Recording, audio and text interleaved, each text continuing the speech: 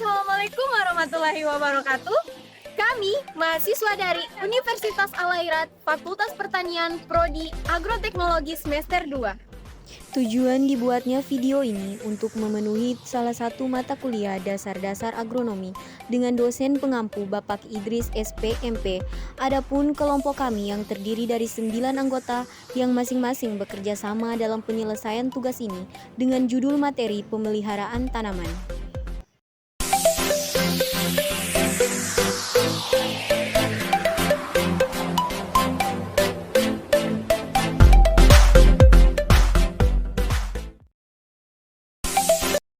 Pengertian pemeliharaan tanaman.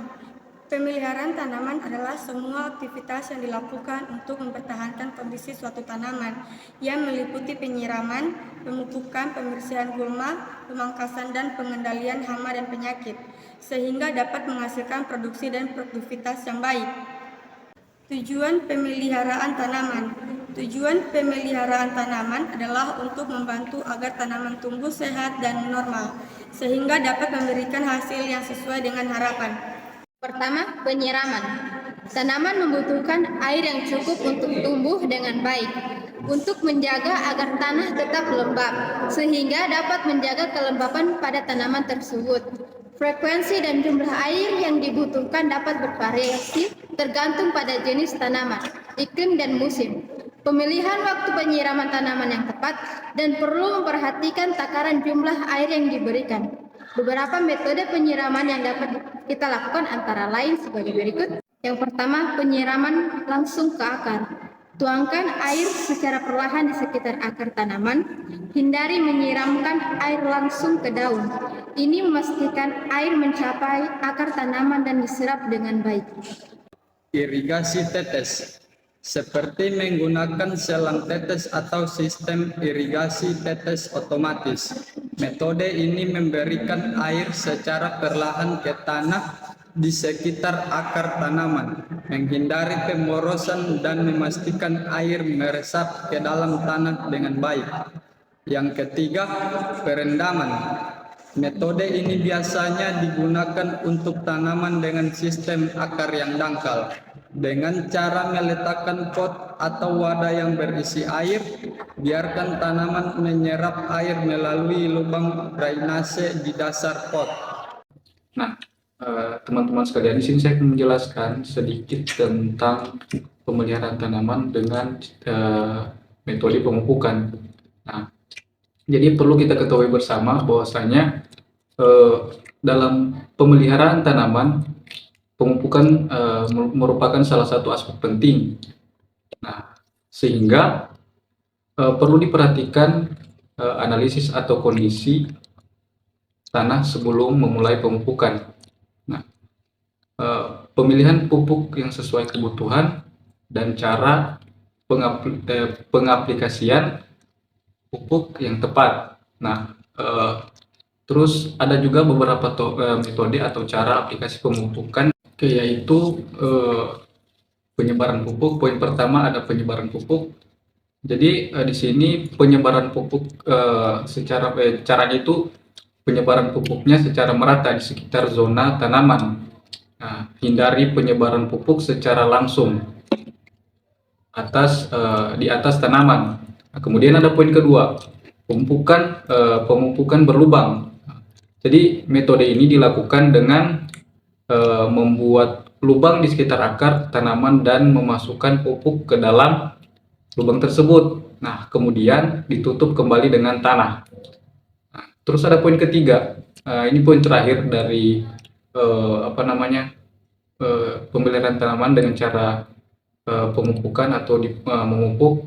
Nah, terus ada poin ketiganya yaitu pemupukan melalui irigasi. Nah, di mana pupuk tersebut dapat dilarutkan dengan air dan diberikan melalui sistem irigasi. Nah, seperti sistem irigasi tetes dan irigasi sprinkler. Nah, kemudian di sini saya akan mengambil salah satu contoh, mungkin pemupukan dari tanaman jagung misalkan. Jadi seperti poin pertama, penyebaran pupuk, sebar pupuk secara merata di sekitar zona tanaman.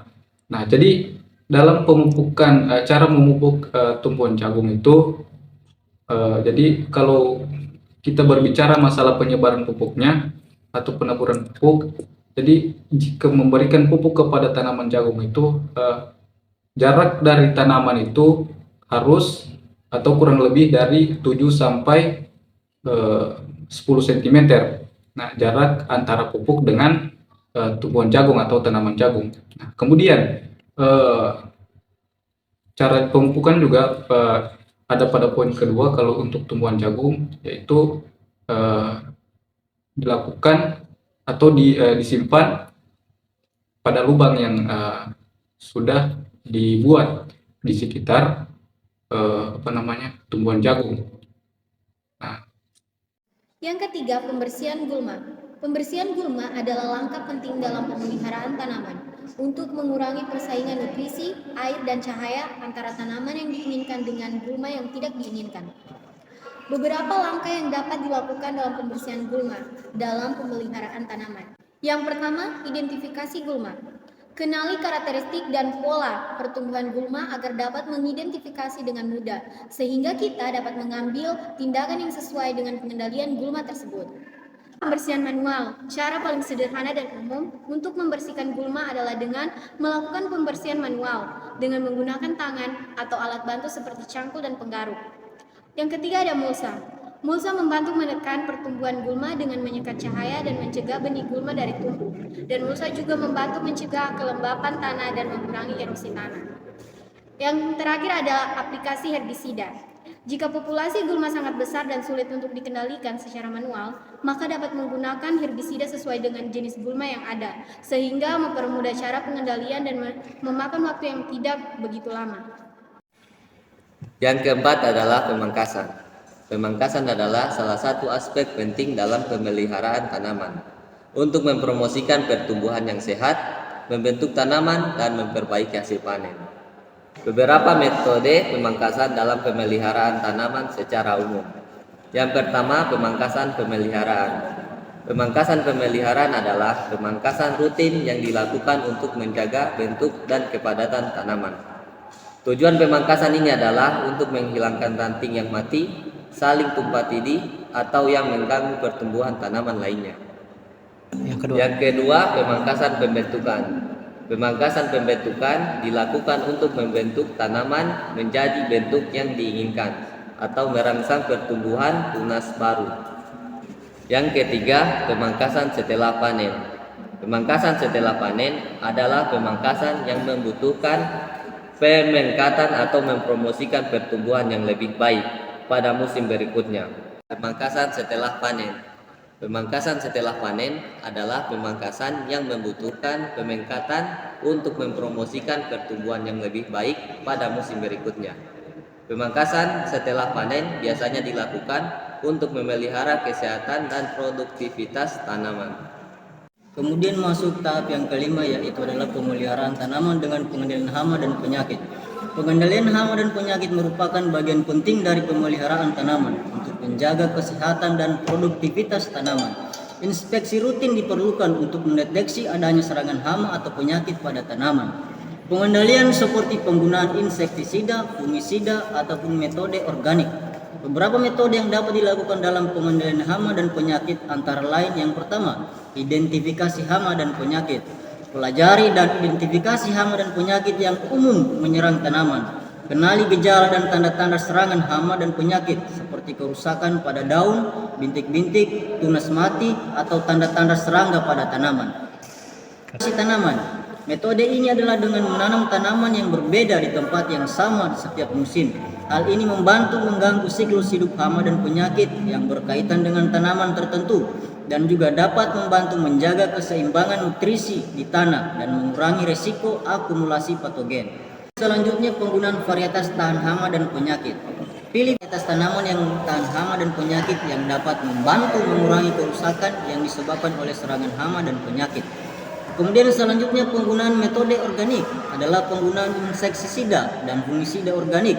penggunaan pemikat serangga atau penggunaan mikroba pengendalian alami.